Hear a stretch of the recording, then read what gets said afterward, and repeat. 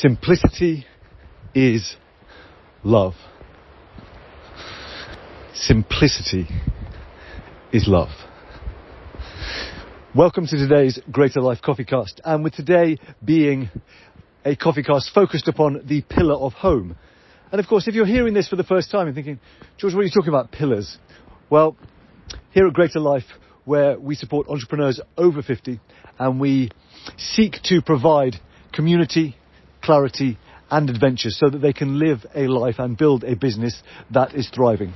Thriving in what way? Well, thriving across what we call the 4 pillars of health, happiness, home and hustle. And every weekday, we share little coffee casts, which are these little mini podcasts designed to be enjoyed with your morning cuppa. And Monday is health, Tuesday is happiness, Wednesday is home, Thursday is hustle, and then Friday we offer something for the weekend to go with our outstanding weekly newsletter called 4 Pillar Friday. And with today being Wednesday, of course, we are now focused upon the pillar of home. And my home life has been very interesting the last few weeks.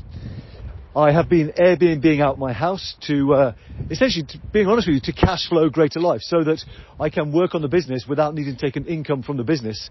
And what it's meant is that I've moved into my garden studio, which was my office, had kind of become a bit of an unused storeroom and has now been transformed into a little studio where I can sleep and work while my guests are in the house. And this really kind of sparked the idea of sharing this coffee cast with you around simplicity is love, because my life has been stripped back to its simplest components.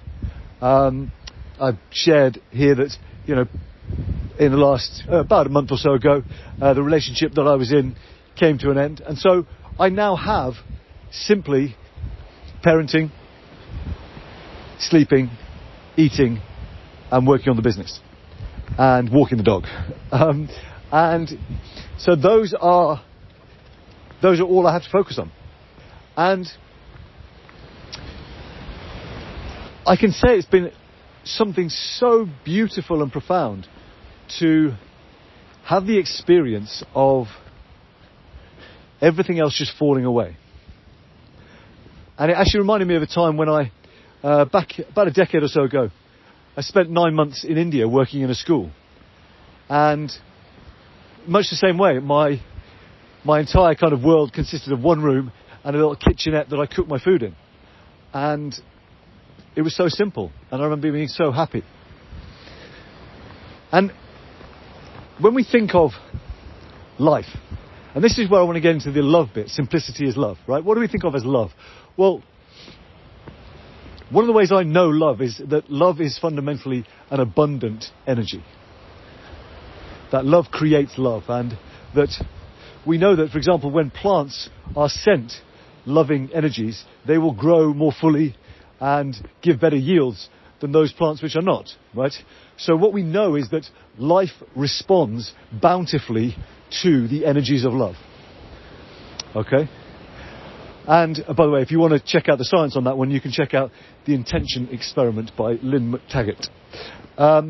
So we know that love is an abundant force, an abundant energy. And how does that then link to simplicity? And don't worry, I'm going to get to how this all links to simplicity for your home, right? Well, let's think about this.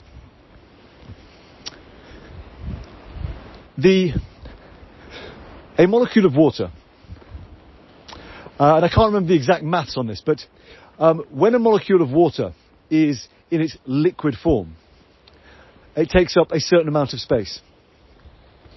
When a molecule of water is transformed into steam, it requires an amount of space that is 1,700 times greater. Just take that in for a moment. That if you had a cubic meter of water and you then were able to transform that cubic meter of water into steam, it would require 1.7 kilometers worth of space. That's immense. And yet we apparently have an energy crisis. No, we don't. We have a willingness to pursue valid alternatives crisis. And one of the most obvious of those, being here down in Cornwall where I live, is geothermal, right? Where you pipe water down to great depths where it's warm, and it comes back up 1,700 times more powerful. So there is something about finding the simplest way that will very often also be the most abundant way. And one of the ways this is playing out in my own life at the moment, potentially, is through my accidental use of electroculture. And I mentioned this previously. My pumpkins are going absolutely crazy. Quite likely because I've accidentally benefited them by using electric fence wire around them, which has created some kind of beneficial electrical field. And in some of the groups I'm a part of, the results of their electroculture, which is literally they are just wrapping copper wire upon a little stick and sticking it in the pot, it's absolutely amazing compared to the other plants which don't have the copper wire. So something as simple as a single piece of copper wire wrapped around a stick can produce profoundly abundant results. And what does this all mean for you and your home? Well, I know for myself just how kind of overwhelmed I got when I was trying to juggle so many other things. And with the advent of the whole kind of digital world, the social media world, I actually winced at my amount of screen time the other day. We have a world that seems to offer us no end of ways to experience complexity.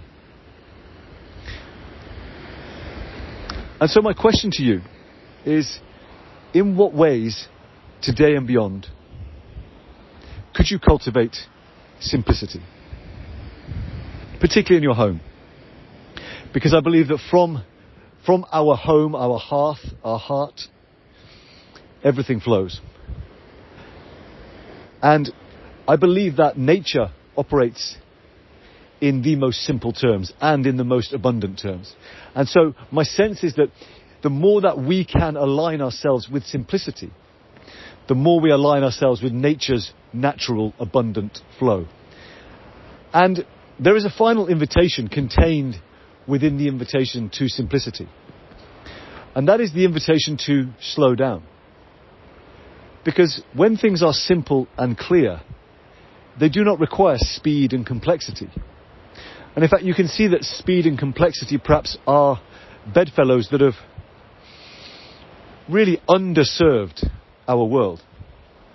We have these rapacious multinational corporations doing whatever they can to maximize bottom line and increase shareholder value, at the same time as they are pillaging a natural resource they cannot replace. And what do we have? Well, we have these huge organizations that have these vastly complex organizational charts and vastly complex systems and processes.